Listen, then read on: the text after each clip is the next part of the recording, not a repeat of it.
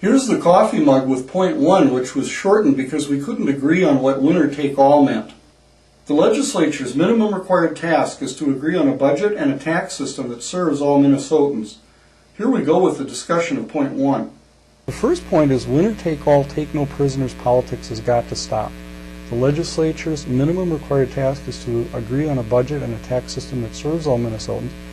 Obviously, it looks like we made some progress this year. What do you think about this one? I don't know what's meant by it, to be very honest. Without question, our most important goal is to set the funding priorities and the tax priorities for Minnesota, to balance that budget, to make decisions upon priorities. Obviously, we have done that this year. Now, not everybody agrees with that. Everybody agrees to, some say we should have taxed more, some say we should have taxed less, some say we should have spent more on this program or program Y or X. Some say we should have taxed less, but you try to balance everything that's there. The winner-take-all, I'm not sure that is, in fact, what takes place. I'm not sure that's reality. I don't know that it's winner-take-all. I'm here, and I don't recognize that. So you just don't see it that way as to what's actually been going on? I don't see what you see. I'm sorry. And I won't apologize for it. We just see different things. This is a very important point, because you're obviously in a very good position to see what is actually going on. We elect 134 House members around the state. All 134 House members speak for their districts and the values and the principles that they have. I've even gone so far as a Republican Speaker of the House to appoint Democratic vice chairs of committees, to appoint proportionate members of committees in the various House standing committees, and to appoint vice chairs. I mean, that's a pretty significant outreach just from the standpoint of the personnel. Let's interrupt here and identify what Speaker Sviggum did agree with. Without question, our most important goal is to set the funding priorities and the tax priorities for Minnesota, to balance that budget, to make decisions upon priorities. That's where the edited point 1 came from. I deleted the phrase winner-take-all, but we'll continue with the discussion of that phrase. Every person in the committee and on the floor gets the same vote, the same opportunity to speak, the same opportunity to address legislation, to amend legislation. And I'm not sure what's meant by winner-take-all. I guess I don't understand that. I'm not knowing where you're coming from. What I hear you saying is that in the actual day-to-day operation of government, it's not as much of a problem as maybe it has been perceived to be in the media.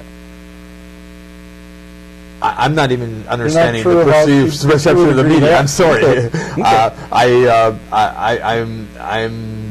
I'm trying to figure out so I can answer your question. I'm trying to be fair so I can answer your question. By winner-take-all, if that means the Speaker of the House gets to do everything the way he or she wants to, that's absolutely wrong. That's absolutely wrong. I get one vote. I obviously get the chance to set committees and set an agenda, but somebody has to be able to set order for a process. So we try to be inclusive. We try to be balanced. We try to be cooperative. At times, there's confrontation that exists. There's confrontation that exists between the House and the Senate.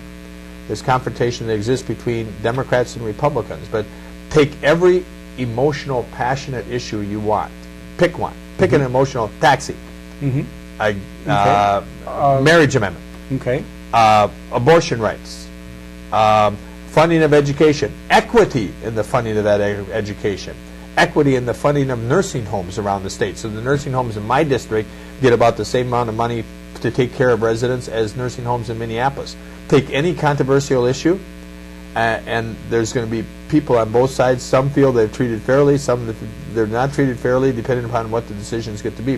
But you try to balance all those concerns amongst the values and principles of 134 members of the House. Then you add in the governor, and you add in the Senate, and you compromise even more.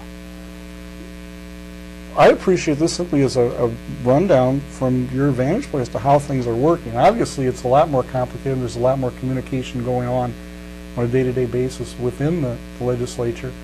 And it seems to me that that's as it should be, because, a representative body of all these different people from different walks of life and different areas of the state, that's what should be happening. To the contract you're asking me to respond to, Bob, let me just ask what you think winner takes all means. You're asking me to to be part of this contract or sign the contract for citizens of Minnesota. What does winner take all mean to you, and what do you want me to try to respond to? At this point in the discussion, I had decided to defer trying to define winner take all to be sure that we didn't run out of time. But as you'll see, Speaker Sviggum is persistent. He didn't want to give up on trying to define this.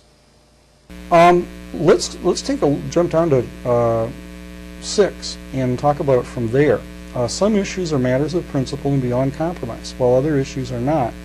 Legislative candidates should tell their constituents which issues are for them beyond compromise and which issues are a question of simply finding a fair and reasonable balance between legitimate competing interests. It's unreasonable to ask anybody to do either more or less than this. You pretty much agree with that one? Wonderful comment. Okay. What's winner take all, though? Let's go back to define for me what winner take all is. We came around again to this a few minutes later. You know, again, and I'm not trying to be difficult here, Bob, but we didn't get back to what winner take all means from your perspective, so I can address your problem. It's going to be very difficult for me to address this contract if I don't know what you mean by a phrase. Here's how I would look at it. Sometimes there's a perception that you have two houses of a legislature. One is controlled by one party, the other is controlled by the other party. Which it is right now. Yep. I would say that also brings balance. I would say that brings balance in the final outcome. But then you also, of course, recently, in the last term, you have a Republican governor. And do you think there's a tendency with the veto power of the governor for the legislature, for example, the Democrats to come out on the short end of the stick? If you have both the House to work with, but also the governor kind of functioning with a separate agenda as almost like a third house of the legislature. And you're saying the governor's agenda might be a little more aligned with the House because they're both Republicans? I would hope so. I would hope that would be the case. I mean, very honestly, that is the art of decision making. You know, the governor gets elected with certain principles and values. The Senate and the House have certain principles and values that they stand for. And we could take a specific issue if you want to throughout the process. But, you know, then you try to compromise between the House and the Senate. The governor is there. If the governor is Republican and the House is Republican, I would hope that the agenda would be somewhat harmonious. I would hope it would be somewhat a uniform agenda as the Republican House and the governor try to work together. I don't think that's winner take all. I think that is just what the citizens have voted in relationship to who they want representing them in our democratic republic that we have, our Republican form of government. Here's where we both agreed to defer winner take all. Okay. Let me suggest, why don't we come back to this point? Okay. Let's go through because we're struggling with it. We're struggling with it. I have one other topic I want to talk to you about. That is an alternative amendment. But it still came back one more time as we were wrapping up. Well, we'll have to come back to this one. Okay. Thank you for taking the time with us. I appreciate it. Bob, anytime. I'll write up a brief summary just as to how, in effect, you'd agree or disagree on each one of these and send it to you. Okay. And without any some of these points are very, very easy to agree with because I think they're said about all life. They're just common sense things. A couple would probably be need more definition, such as winner take all, which we never did define, as you know. Yep. As you see, Speaker Sviggum is a very straightforward guy.